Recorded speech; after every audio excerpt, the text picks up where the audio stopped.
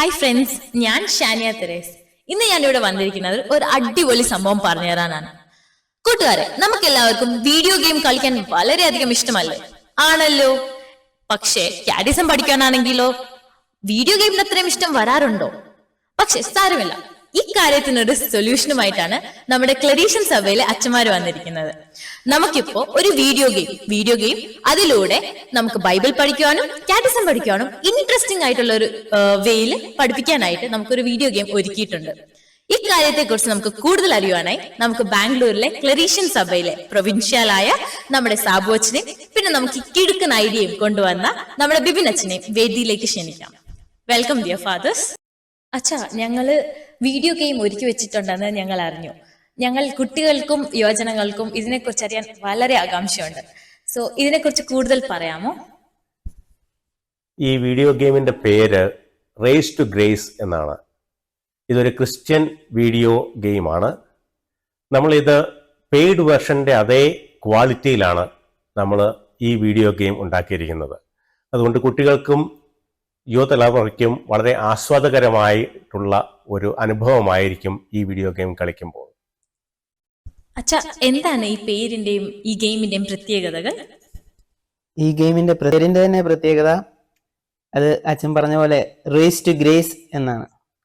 Raise to grace എന്നതുകൊണ്ട് നമ്മൾ ഉദ്ദേശിക്കുന്നത് നമ്മുടെ ജീവിതമാകുന്ന റേസിന്റെ കൂടെ ഒരു ജി, അതായത് ഗോഡ്, ദൈവം നമ്മോട് ഒത്തുചേരുമ്പോൾ അതൊരു ഗ്രേസ് ആയി, ദൈവകൃപയായി മാറുന്നു. അതുപോലെ തന്നെ ഗെയിമിന്റെ ഒരു പ്രത്യേകത എന്ന് പറയുന്നത് അത് മറ്റ് ഗെയിമുകളെ പോലെ വീണ്ടും വീണ്ടും അത് കളിക്കാനുള്ള ഒരവസരമായിരിക്കില്ല. പക്ഷേ ഇതൊരു ബൈബിൾ സ്റ്റോറി ബേസ്ഡ് അല്ലെങ്കിൽ ബൈബിൾ കഥകളെ അപേക്ഷിച്ചുള്ള ഒരു ഗെയിമാണ്. അതുകൊണ്ട് തന്നെ പുറകോട്ട് വരാനായിട്ടുള്ള സാധ്യതയോ അതോ വീണ്ടും വീണ്ടും അത് തന്നെ കളിക്കേണ്ട ഒരു സാഹചര്യം നമുക്കില്ല.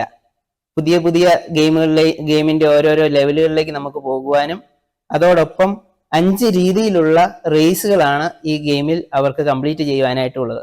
അത് കുട്ടികൾക്ക് വളരെ ഇൻട്രസ്റ്റിംഗ് ആയിട്ട് കളിക്കുവാനും അതോടൊപ്പം ഏറ്റവും നല്ല രീതിയിൽ അവർക്ക് ഇഷ്ടമുള്ള രീതിയിൽ ഈശോയോട് ചേർന്ന് ദൈവവചനങ്ങളോട് ചേർന്ന് വളരുവാനുമായിട്ടുള്ള ഒരു സാഹചര്യമാണ് നമ്മൾ ഈ ഗെയിമിലൂടെ ഒരുക്കിയിരിക്കുന്നത്. അച്ഛാ, എങ്ങനെയാണ് ഈ വീഡിയോ ഗെയിം എന്നുള്ള ഒരു ആശയത്തിലേക്ക് എത്തിച്ചേർന്നത്?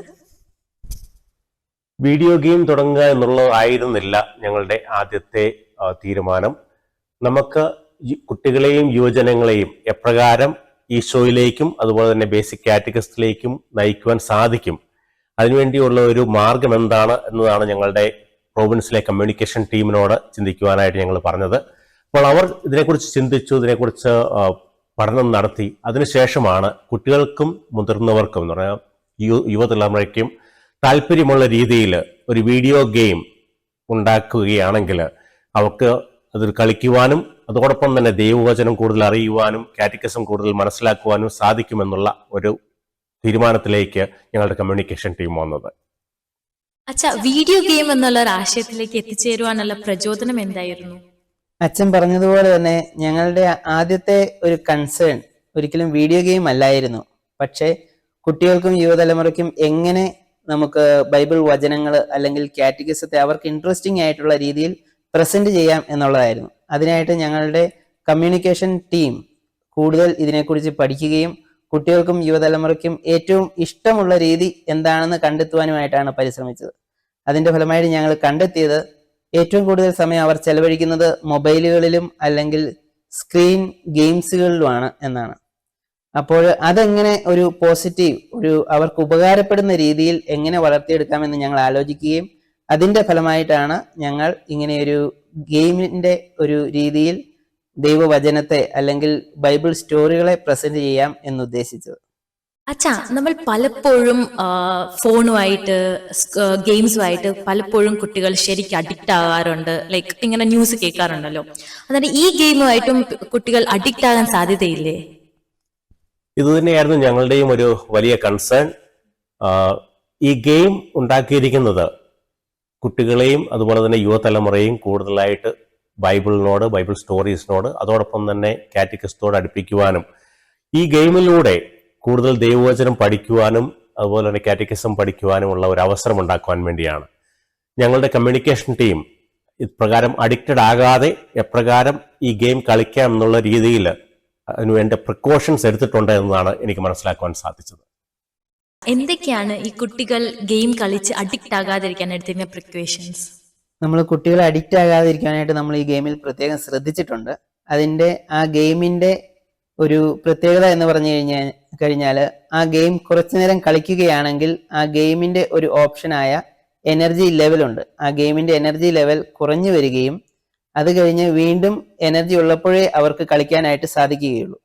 അപ്പോൾ കുറച്ചു നേരം അവർ കളിച്ചു കഴിയുമ്പോൾ ആ എനർജി കുറഞ്ഞു വന്നു കഴിഞ്ഞതിന് ശേഷം അവർ ആ ഗെയിമിൽ നിന്ന് എക്സിറ്റ് ആവുകയാണെങ്കിൽ, കുറച്ച് ഗ്യാപ്പ് ഇടുകയാണെങ്കിൽ വീണ്ടും അവർക്ക് എനർജി കൂടുകയും വീണ്ടും കളിക്കുവാനുള്ള അവസരം ഉണ്ടാകുന്നതുമാണ്. ഇതുമൂലം കുട്ടികൾ തന്നെ ഈ ഗെയിമിൽ നിന്ന് ആ എനർജി ലെവൽ കുറഞ്ഞു വരുമ്പോൾ അവർ തന്നെ ഗെയിമിൽ നിന്ന് എക്സിറ്റ് ചെയ്ത് മറ്റു കാര്യങ്ങളിൽ ഇൻവോൾവ് ആകാനുള്ള ഒരു അവസരം നമ്മൾ ഉണ്ടാക്കിയിട്ടുണ്ട്. ഈ റേസ് ടു ഗ്രേസ് എന്ന് പറയുന്ന ഈ ഗെയിം കളിച്ചു തീർക്കുന്നവർക്ക് വല്ല സമ്മാനങ്ങളുണ്ടോ? തീർച്ചയായും സമ്മാനങ്ങളുണ്ട്. പക്ഷേ ഗെയിം കളിച്ച് തീർക്കുന്നവർക്കല്ല, ഗെയിം കളിച്ച് തീർത്ത് ഈ ഗെയിമിനോടനുബന്ധിച്ച് നടത്തുന്ന ബൈബിൾ ക്വിസിൽ, അതായത് ഈ ഗെയിമിലൂടെ പരിചയപ്പെട്ട ബൈബിൾ വചനങ്ങളെ ആസ്പദമാക്കി നമ്മൾ നടത്തുന്ന ഒരു ബൈബിൾ ക്വിസ് ഉണ്ട്. ആ ക്വിസിൽ ജയിക്കുന്നവർക്ക് വളരെ വിലയേറിയ ക്യാഷ് അവാർഡുകൾ നമ്മുടെ സാബു അച്ഛൻ വാഗ്ദാനം ചെയ്തിട്ടുണ്ട്. നമ്മൾ ഫസ്റ്റ് പ്രൈസ് കൊടുക്കുന്നത് 1,00,000 രൂപയാണ്. സെക്കൻഡ് പ്രൈസ് 50,000, അതുപോലെ തേർഡ് പ്രൈസ് 25,000 വെച്ച് നമ്മൾ 3 വിജയികൾക്കാണ് നൽകാനായിട്ട് തീരുമാനിച്ചിരിക്കുന്നത്. Thank you dear fathers. കൂടുതൽ കാര്യങ്ങൾ ഈ ഗെയിമിനെ കുറിച്ച് അറിയാൻ പറ്റി. ആൻഡ് നെക്സ്റ്റ് ഓഡിയൻസ്, നമ്മൾ ഇനി എന്നാ ചെയ്യണ്ടേ? ഇനി കാറ്റിസം പഠിക്കുക, ബൈബിൾ പഠിക്കുക, അതിനോടൊപ്പം തന്നെ പ്രൈസുകളും മേടിക്കുക. Race to grace. ചരിത്രത്തിലാദ്യമായി നമ്മുടെ കുട്ടികളെയും യുവജനങ്ങളെയും ബൈബിൾ പഠിപ്പിക്കുവാനും അതിന് പ്രോത്സാഹിപ്പിക്കുവാനും ദൈവവചനത്തിലൂടെ അവരുടെ ഹൃദയങ്ങളെ ക്രിസ്തുവിനോടുള്ള സ്നേഹത്താൽ ജ്വലിപ്പിക്കുവാനുമായി നിങ്ങൾക്ക് ഇഷ്ടപ്പെട്ട രീതിയിൽ ഏറ്റവും മികച്ച ടെക്നോളജികൾ ഉപയോഗിച്ച് ഒരു 3D വീഡിയോ ഗെയിം നമ്മുടെ ക്ലറീഷ്യൻ മിഷണറി വൈദികർ നിങ്ങൾക്ക് വേണ്ടി ഒരുക്കുകയാണ്. ഈ വർഷം 2024 ഡിസംബർ 22-ാം തീയതി മുതൽ റേസ് ടു ഗ്രേസ് എന്ന ഗെയിം ഒരു വർഷത്തിനുള്ളിൽ കളിച്ച് വിജയികളാകുന്നവർക്ക് ഈ ഗെയിമിലൂടെ പരിചയപ്പെട്ട ബൈബിൾ വചനങ്ങളുടെ അടിസ്ഥാനത്തിലുള്ള ബൈബിൾ ക്വിസിൽ പങ്കെടുക്കുവാനും അതിൽ വിജയികളാകുന്നവർക്ക് വലിയ ക്യാഷ് അവാർഡുകൾ ലഭിക്കുന്നതാണ് എന്നുള്ള സന്തോഷ വാർത്തയും വളരെ സ്നേഹപൂർവ്വം നിങ്ങളെ അറിയിക്കുന്നു.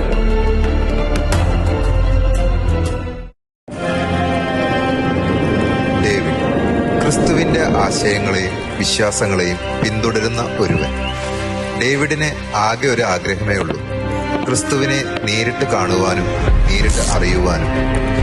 അതിനായി അവൻ രാപ്പകലില്ലാതെ പരിശ്രമിച്ചു. പരിശ്രമങ്ങൾ വിഫലമായപ്പോൾ അവൻ യേശുവിനെ ആശ്രയിച്ചു. സമയത്തെ നിയന്ത്രിക്കുക എന്നതായിരുന്നു ഡേവിഡിന്റെ ലക്ഷ്യം. നിരവധി പരിശ്രമങ്ങൾക്ക് ശേഷം അവൻ അവന്റെ വിജയത്തിലേക്ക് എത്തി. ഡേവിഡ് ടൈം മെഷീൻ നിർമ്മിച്ചു.